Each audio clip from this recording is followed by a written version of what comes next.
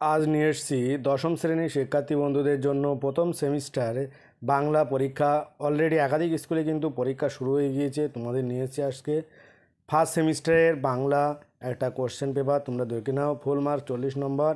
এবং টাইম থাকবে তোমার 1 ঘন্টা 30 মিনিট। তোমরা দ্রুত প্রশ্নপত্রগুলো দেখে নাও আর উত্তরগুলো মিলিয়ে নাও। এরকম ধরনের প্রশ্নপত্র কিন্তু একাধিক স্কুলে আসতে চলেছে, তাই তোমরা মোটে অবহেলা করে ভিডিওটি প্রথম থেকে শেষ পর্যন্ত দেখতে থাকো।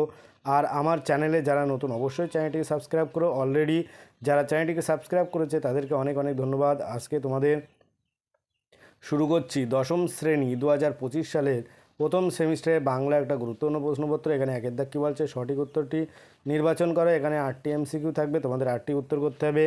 1 চোখ মার্বেল হয়ে যায়, এর অর্থ হলো, উত্তর হবে গ অবাক হয়ে যাওয়া।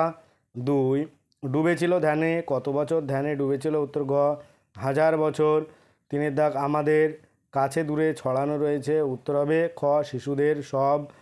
4 দাগ অশুভ ধ্বনিতে ঘোষণা করলো, এখানে শূন্যস্থানে যেটা হবে উত্তর হবে দিনের অন্তিম কাল।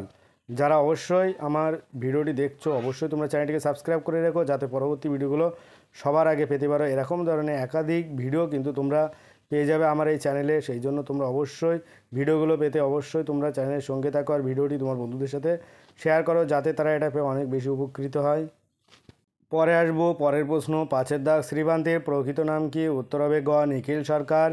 6 দাগ লেখার পাত বলতে বোঝানো হয়েছে, উত্তর হবে ক কলাপাত। 7 দাগ অনুসর্গ হলো এক প্রকার, উত্তর হলো গ অব্যয়। 8 দাগ কারকের অর্থ হলো, উত্তর খ যে করে।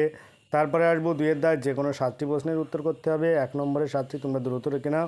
2 সন্ধ্যা তারার পত্রিকা যেটা ছিল তার সূচিপত্রে কী লেখা ছিল, গল্পের নাম প্রথম দিন আর লেখক শ্রী তপন কুমার রায়। 2 দাগ সেয়ক সভ্যতার শেষ পূর্ণবাণীটি কী ছিল, উত্তর হবে ক্ষমা করো। আর 3 দাগ অশোক একজন কবিতাটির নামকরণ করেছেন কে, উত্তর হবে নবারুণ ভট্টাচার্য। 4 দাগ আয়ারও বেঁধে বেঁধে থাকি বলতে কী বোঝানো হয়েছে, উত্তর হবে একত্রিত হয়ে বা সংঘবদ্ধ হয়ে থাকাকে বোঝানো হয়েছে।